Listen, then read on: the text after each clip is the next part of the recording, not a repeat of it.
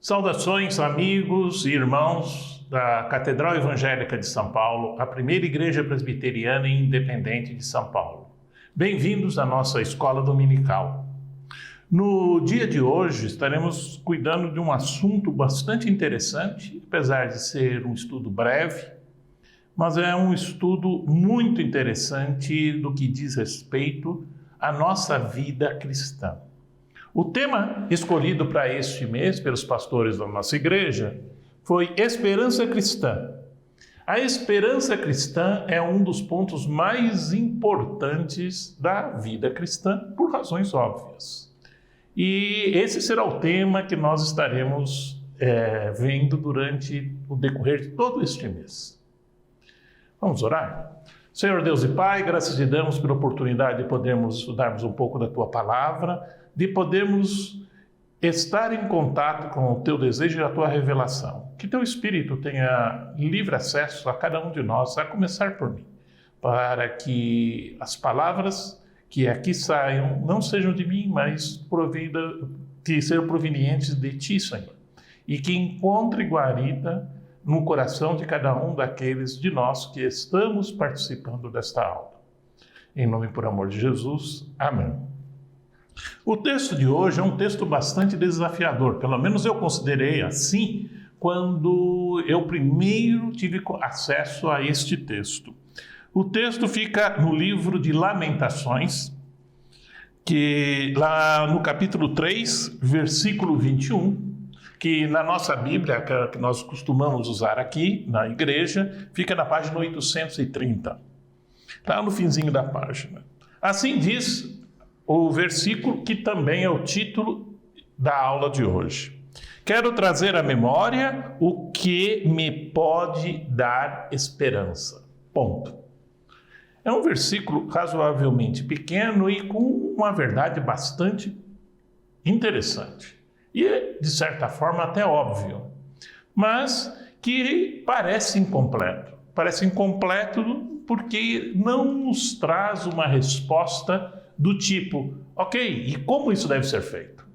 Que é o que nos leva a pensar quando lemos um versículo como esse. E aqui vem algumas particularidades que eu acho que são relevantes para este estudo em particular. Primeiro, que isso foi escrito originalmente em hebraico. O que significa isso? Que ele está sujeito às limitações da língua hebraica. A língua hebraica é uma língua razoavelmente antiga.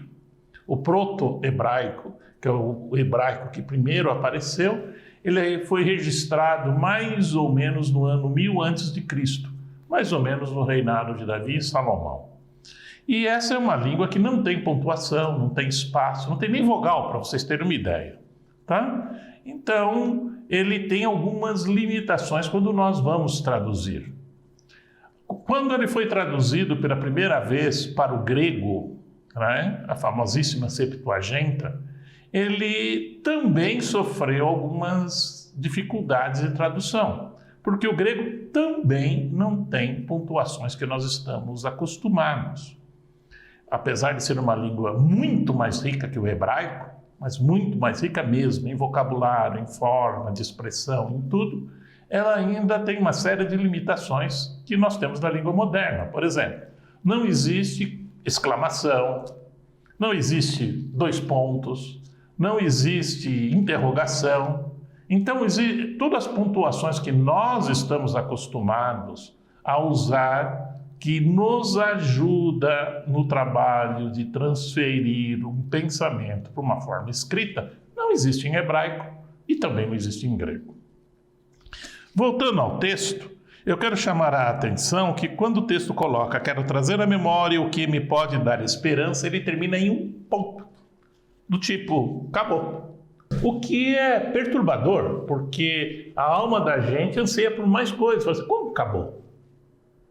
Começou muito bem, é um conteúdo interessante, mas como que acabou?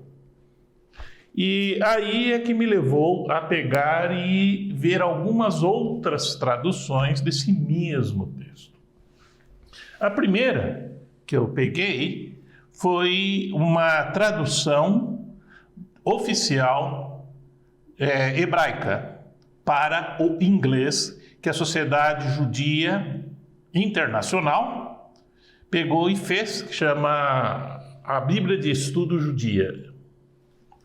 E aí eu fui lá no dito cujo do texto em inglês, porque em inglês tem pontuação. Obviamente eu olhei no meu texto em hebraico, não tem pontuação nenhuma.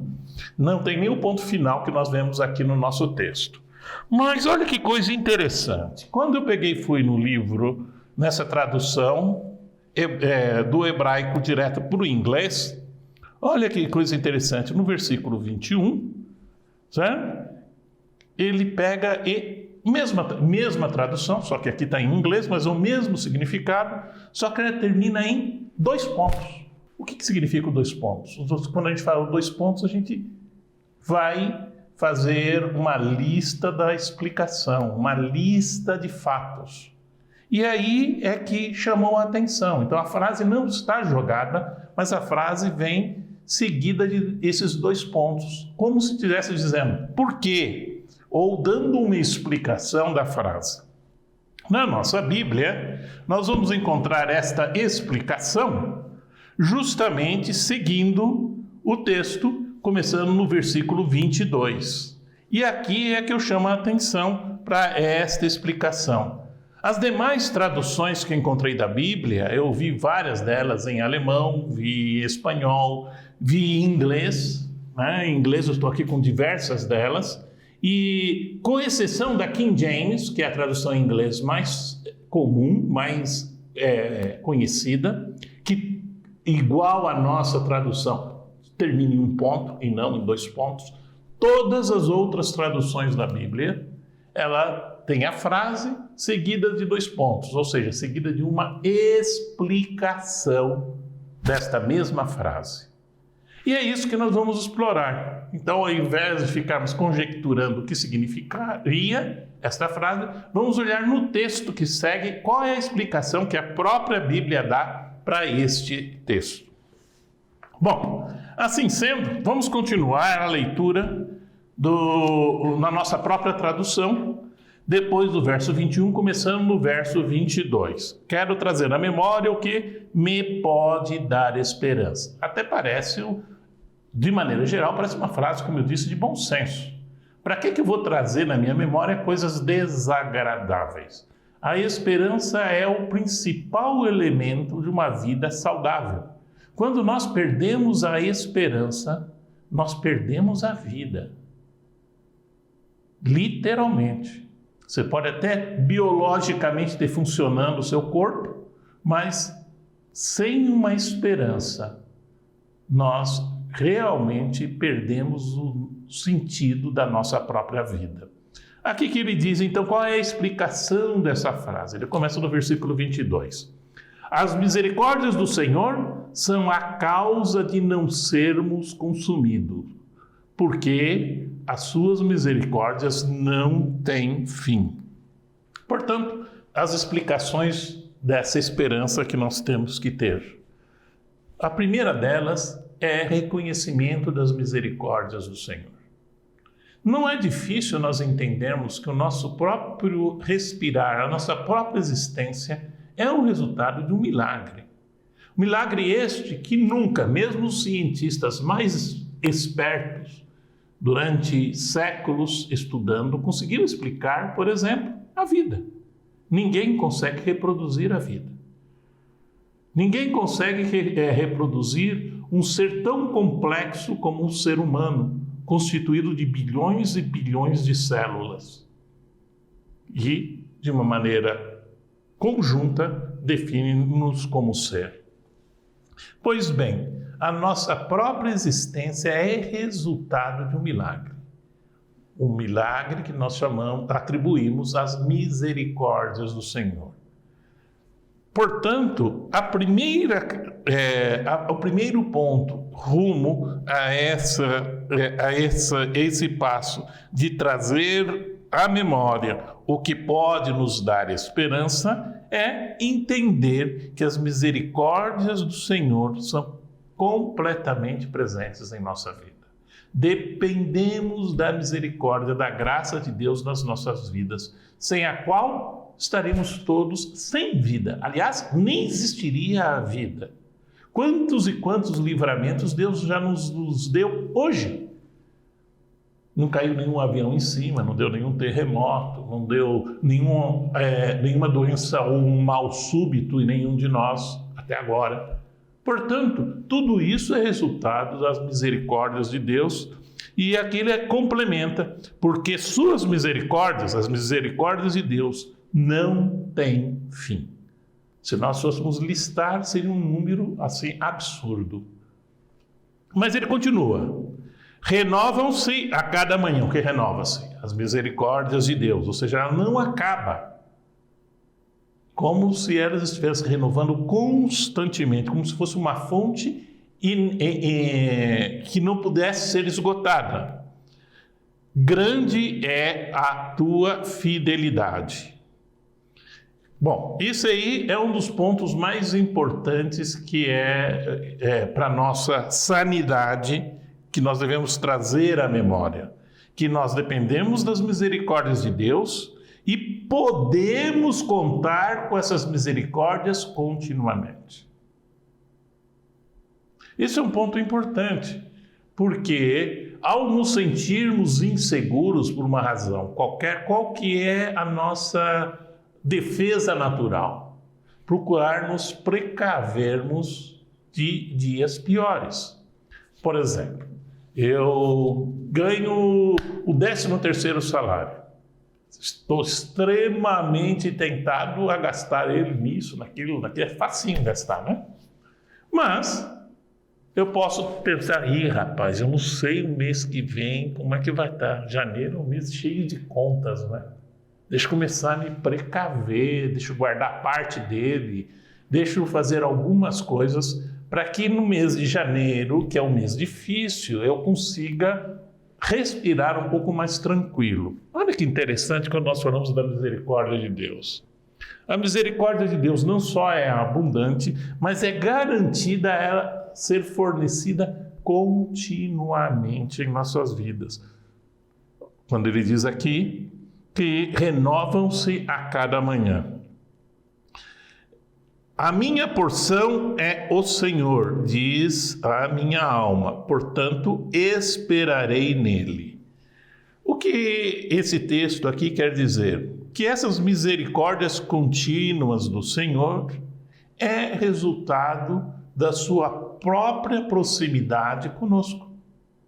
Portanto, ao eu ter esse relacionamento com o Senhor, automaticamente essas misericórdias atingem a minha vida. É mais ou menos, seria como a luz do sol. Estou com frio. A hora que eu me exponho à luz do sol, o sol me aquece de uma maneira contínua. Portanto, não é o fato de eu ter procurado o sol me resulta que a luz desse sol vai me atingir. Ou seja, é uma consequência de eu ter procurado o sol.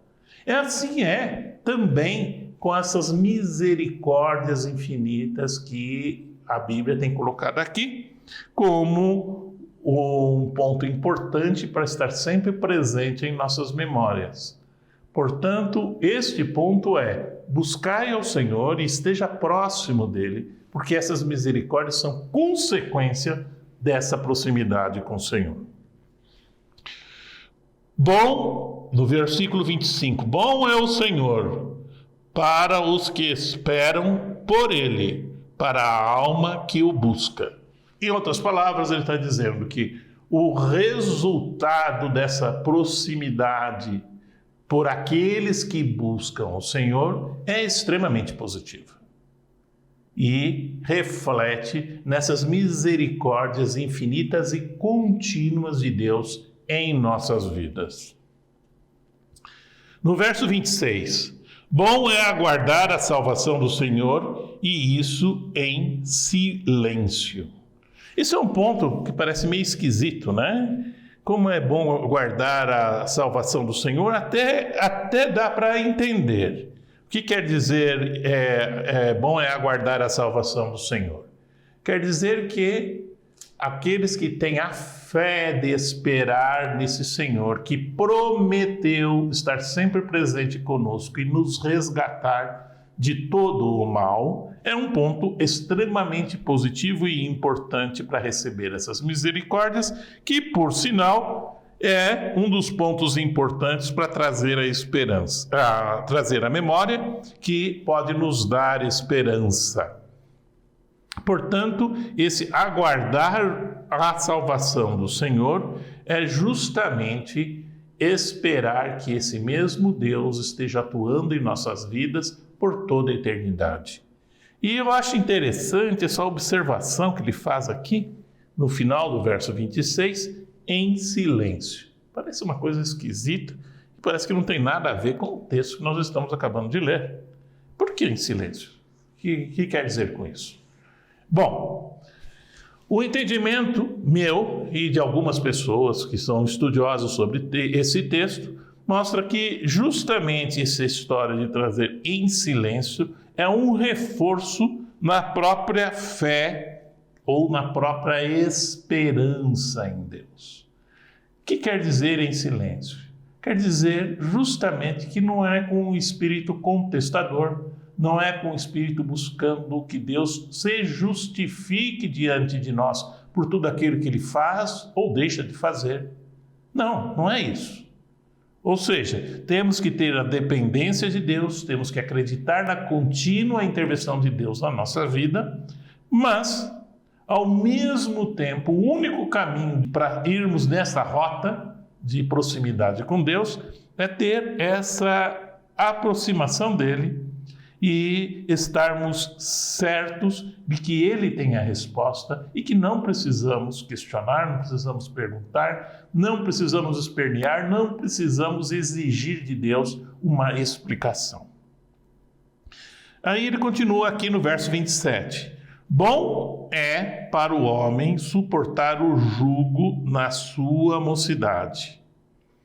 Essa é outra coisa interessante e que às vezes parece contraditório com alguns outros textos que nós lemos na própria revelação de Deus. Porque acabamos tomando de maneira isolada e esquecemos do contexto como um todo. O que ele quer dizer com isso? Que bom é para o homem suportar o jugo na sua mocidade. Muito simples. Quer dizer que quanto mais cedo caminharmos nesse caminho de Deus, melhor é para nós mesmos, para a nossa própria vida. E isso é uma coisa que nós esquecemos com frequência. Me recordo de uma historinha dita como real num dos livros de C.S. Lewis, que eu achei bastante interessante. Diz que uma senhora de avançada idade estava caminhando numa das ruas lá na Inglaterra, aquele clima horrível, frio, chuvoso, num pleno domingo de manhã, indo para a igreja. E um jovem, muito audacioso, perguntou para a velhinha lá, mas onde você está indo, minha senhora? Num dia tão feio como esse. Estou indo para a igreja. Por que você está indo? Para ter um relacionamento mais forte com Deus.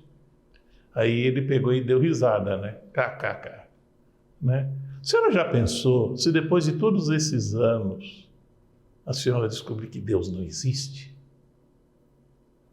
Ela pegou, olhou para o jovem assim, de uma maneira ao mesmo tempo desafiadora, com muita pena do jovem. Ela pegou, e você? Você já pensou se no final da sua vida você descobrir que Ele existe? Esse é um dos pontos mais importantes no nosso relacionamento com Deus. Começarmos a nossa caminhada com Deus o mais cedo possível. Qual é esse momento? É o agora. É igual plantar uma árvore. Qual é o melhor momento para plantar uma árvore?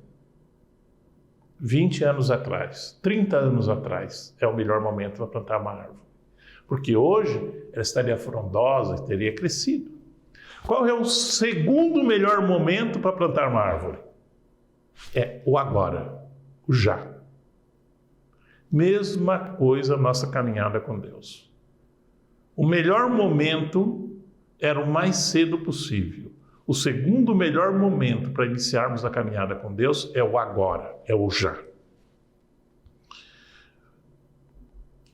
No verso 28, assente-se solitário e fique em silêncio, porquanto esse jugo Deus pôs sobre ele. O que ele quer dizer aqui é o seguinte, que temos que aguardar em silêncio, temos que aguardar em fé, temos que perseguir essa verdade, na certeza que o peso maior deste processo Deus colocou sobre Ele mesmo. Nós somos seguidores de Deus neste processo. E, como seguidores, nós vamos atrás do caminho que o próprio Deus abre para nós. Ponha a boca no pó, talvez ainda haja esperança. Isso aqui é uma metáfora. Por quê?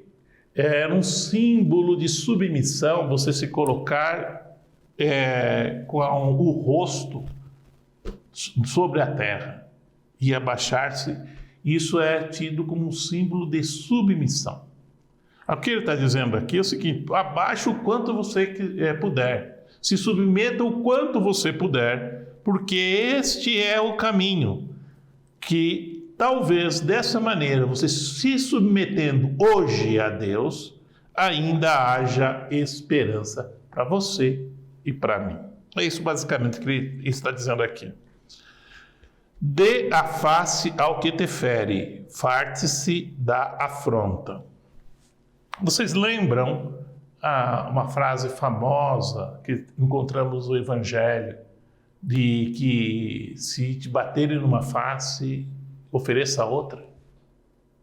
Pois é, a origem dessa frase era uma citação do Antigo Testamento, era este versículo.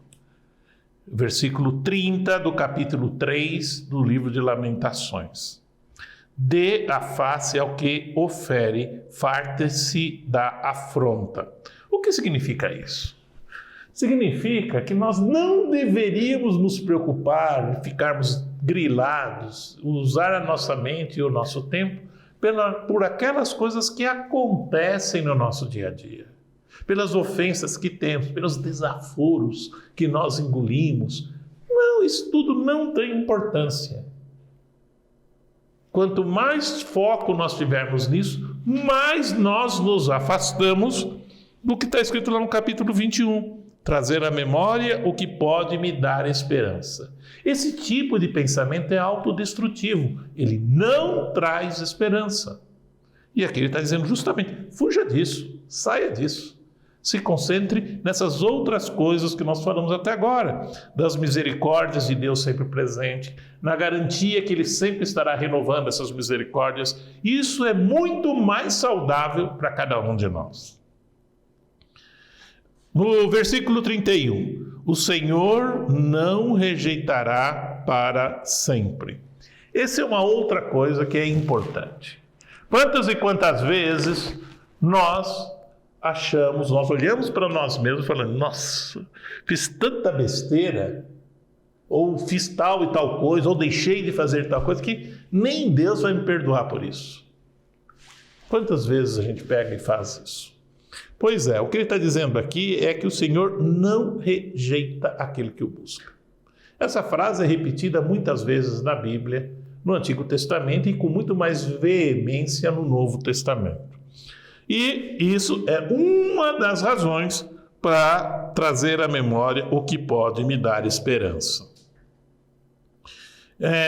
Finalmente, no verso 32, pois ainda que entristeça alguém, usará de compaixão, segundo a grandeza das suas misericórdias. Ou seja, é a explicação justamente do verso 31. Ou seja, o Senhor não rejeitará, porque ainda que se entristeça, a alguém, usará de compaixão segundo das suas misericórdias. Porque não aflige nem entristece de bom grado os filhos dos homens. Isso é um ponto importante. Aquela história que Deus tem prazer em castigar os infiéis, os não sei o quê, isso é besteira. Senhor, castiga os infiéis, mande tudo para o inferno, mate, rebente, esculhambe, não é nada disso. Não existe isso do ponto de vista bíblico. O Senhor se entristece quando nós, seres humanos, mesmo aqueles que praticam o mal, se desviam do seu caminho, se desviam da vontade de Deus para as suas vidas. Portanto, meus irmãos, essa aqui é a explicação. Quero trazer à memória o que me pode dar esperança. E o que é isso? 2 pontos. Essa lista que nós estamos aqui, a partir do versículo 22, que estão centradas basicamente em reconhecer as misericórdias de Deus, entender que essas misericórdias são constantemente renovadas, né? Que a fidelidade de Deus é infinita, que o amor de Deus é infinito, mesmo para nós que pecamos e desviamos do caminho que Ele fez, designou para cada um de nós. Que essa seja a lição que nós aprendamos e possamos praticar o que está escrito no versículo 21, que é trazer constante à nossa memória, o que pode nos dar esperança. Vamos orar? Senhor Deus e Pai, graças te damos pela esperança que tu nos deste. Graças te damos por tua misericórdia infinita, pelo teu constante cuidado com cada um de nós, pelo teu amor a nós, mesmo não sendo merecedores desse amor. Que teu Espírito esteja com cada um de nós, nos renovando continuamente para a tua honra e glória, nos ajudando a aproximarmos cada vez mais de ti e da tua vontade. Vem estar com cada um de nós, lhe rogamos, em nome e por amor de Jesus. Amém.